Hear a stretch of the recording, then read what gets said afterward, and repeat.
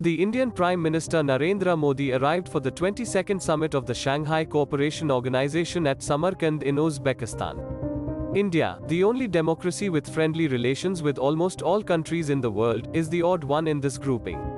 Russia, China, Pakistan, and Central Asian nations are essentially autocracies with, at best, a tumultuous relationship with the North Atlantic Treaty Organization countries.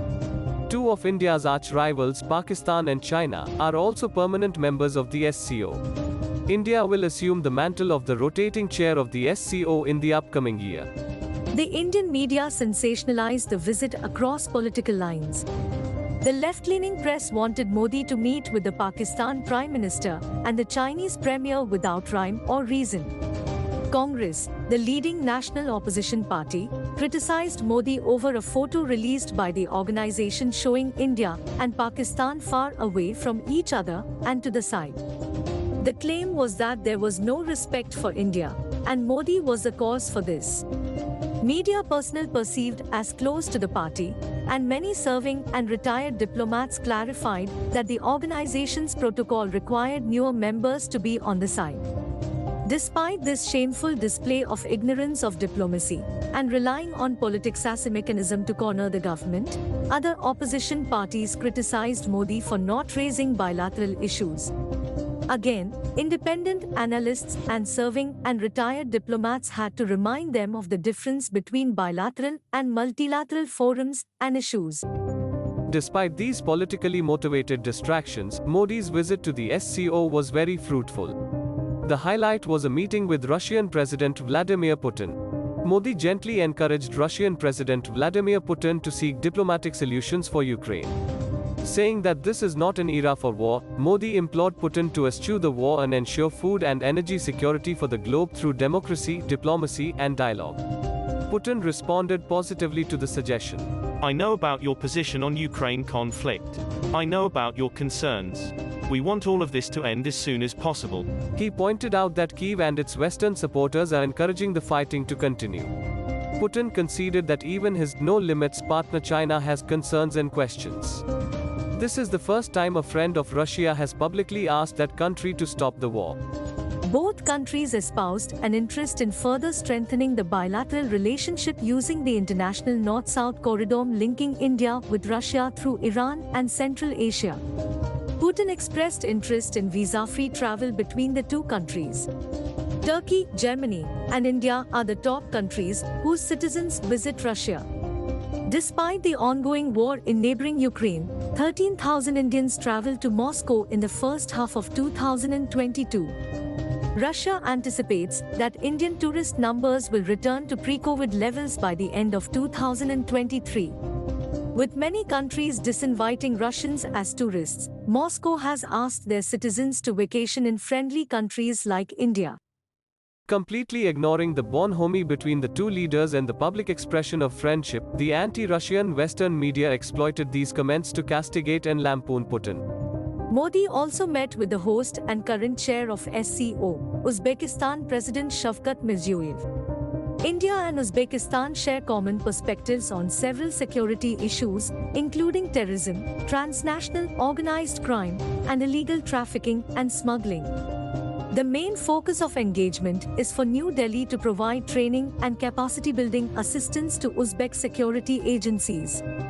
Although bilateral trade stood at about $442 million, both countries agree that this is well below potential levels.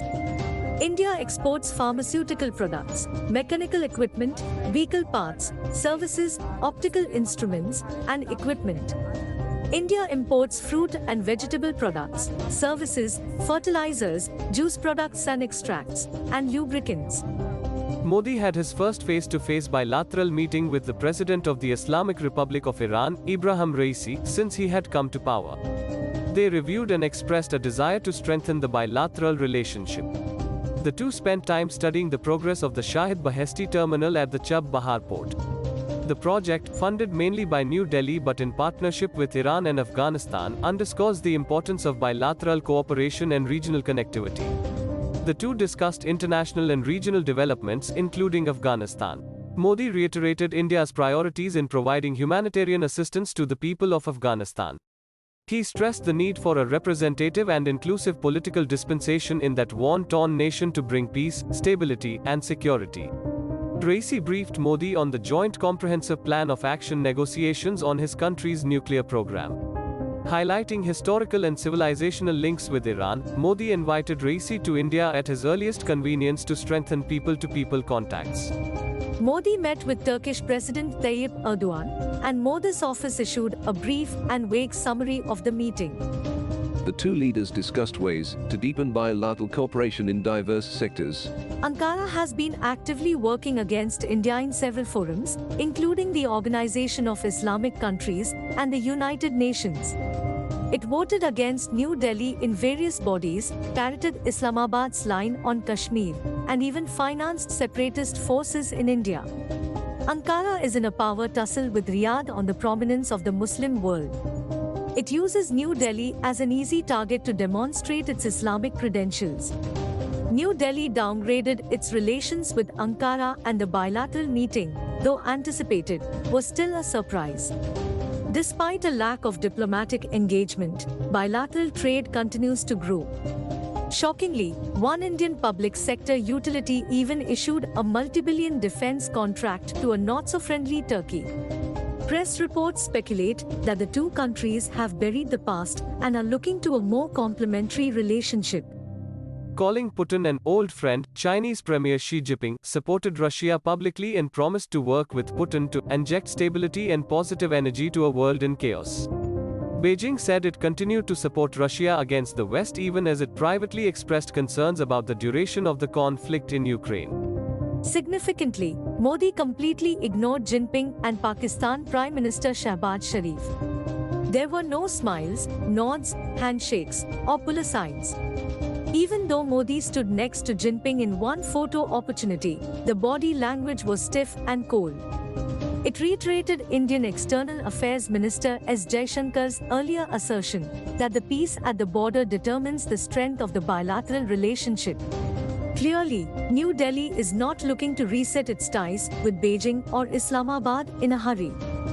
Russia and Turkey agreed on a mechanism circumventing the need for US dollars to buy natural gas. Putin explained it to the media. We are ready to significantly increase supplies to Turkey in all directions that are of interest to the country.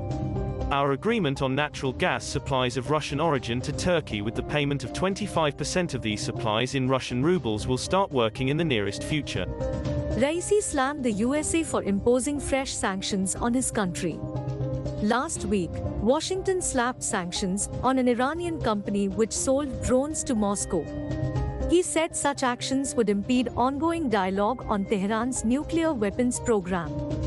Iran wants trust-building measures with ironclad guarantees as preconditions to restart the conversations unilaterally discarded by former USA President Donald Trump. Speaking to the media, Raisi sought to rouse the member states of SCO against the USA. He wanted SCO nations to become a trade bloc to offset unilateral moves by Western governments.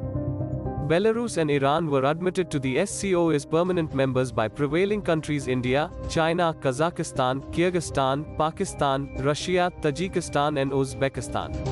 The SCO designated Egypt, Qatar and Saudi Arabia dialogue partners.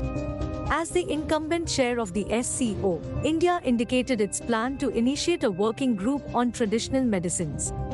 The World Health Organization inaugurated a global center for traditional medicines in Gujarat in April 2022. It is the only one of its kind in the world.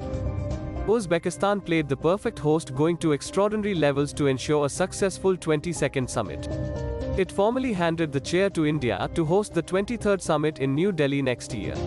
We leave you with some fantastic fireworks on display for the summit leaders.